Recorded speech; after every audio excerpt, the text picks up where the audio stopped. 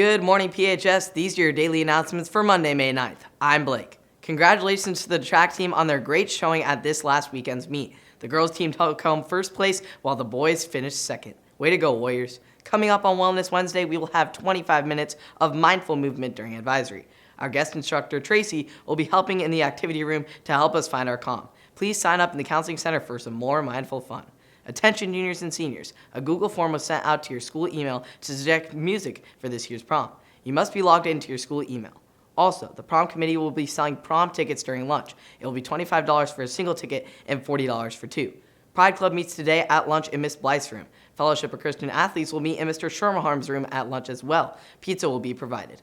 ASB elections for next year will be held on May 16th. Candidate petitions for anyone who wants to run for office are available in the front office. Volleyball players, there is a meeting tomorrow at lunch in the community conference room to meet with the new volleyball coach. Powder Tough coaches, there will be a meeting tomorrow also during advisory in the community conference room.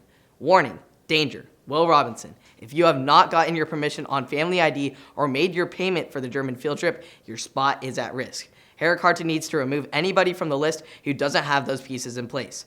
We literally have no more time to lose. If you do not figure this out by today with Herrick Carta and the main office, your spot is forfeited. These have been all of your daily announcements. Have a great day. If the Warriors hadn't learned to deal with adversity, they sure did this week in their 3-game series against the Staten Eagles. The Warriors got off to a rough start, to say the least, in Game 1, as the Eagles went through their entire lineup, scoring 5 runs to start the game. Many of the runs came on the Warriors' own mistakes, as they made 2 errors and had a wild pitch in the inning, which allowed the Eagles to really open things up. The Eagles continued to take advantage of the Warriors' struggles, tacking on a run in each the second and third, and then really opening things up in the fourth with a 3 spot to take a 10-run advantage. Meanwhile, the Warriors were lifeless at the plate, not being able to break through the struggle, only managing 3 hits in all, 2 of which came by Cameron Ordway.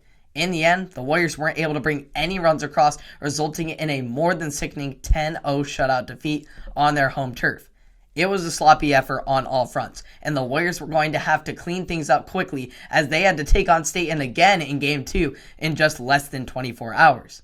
The Warriors came out and got punched in the mouth again from the start as Staten got on the scoreboard early, bringing 1 run across in the first inning. The Warriors then grunted and grinded for the next 5 innings, backing up David Griffith on the bump, keeping themselves within reach for the taking. In the bottom of the 5th, the Warriors finally were able to create some action after Cameron Ordway led off the inning with a double. Carson Girding then moved him over to third on a sacrifice bunt, and then Mason Stearns brought Ordway in on a solid single up the middle to even this game up 1 apiece. The following inning, Cash Lindsay led things off with a single, and then I was able to move him over on a sac bunt. The Eagles then intentionally walked Ordway, who went 3 for 3 on the afternoon. After a strikeout to make 2 outs, Mason Stearns would come through in the heat of the moment yet again with a single to right field to bring Lindsay in from second for the go-ahead run. Griffith then bunkered down for the next 6 outs with some flyouts to both me and Carson Girding, as well as 2 strikeouts of his own to secure the victory, which gave the Warriors a chance to steal this series back in their favor and get the win on Thursday in a matchup for all the marbles. Yet again, it was the Warriors who struggled to find rhythm in the early going as they fell into a 3-0 deficit after the Eagles brought runs across in each the 4th, 5th, and 6th innings. The road to victory was not looking good for the Warriors as they were down to their final 4 outs with little to no hope for any sort of offensive production.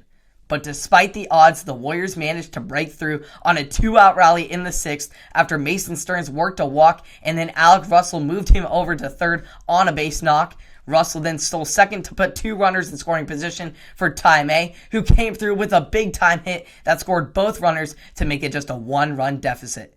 After May advanced to second on a Griffith single, Chad Russell had the clutchest hit of them all, with a line drive to center to drive in the game-tying run from second to ultimately send this game into extra innings.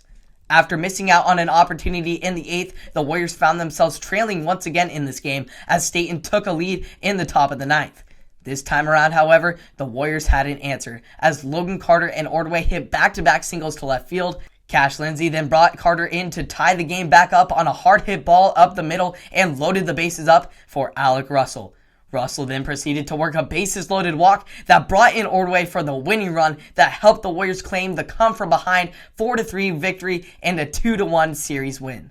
It was a grind to say the least on both sides of the ball, as not only were the Warriors able to find a way to get themselves on the scoreboard late in the game, but they were also able to limit this tough Eagles lineup to just 3 runs in all, thanks to both a solid start by Skylar Brolin and then a clutch relief performance from Braden Shank in the critical innings down the stretch. So now, after a wild journey, the Warriors control their own destiny for a league title, as they now just need to take care of business against Newport this upcoming week to claim the coveted Oregon West Conference title.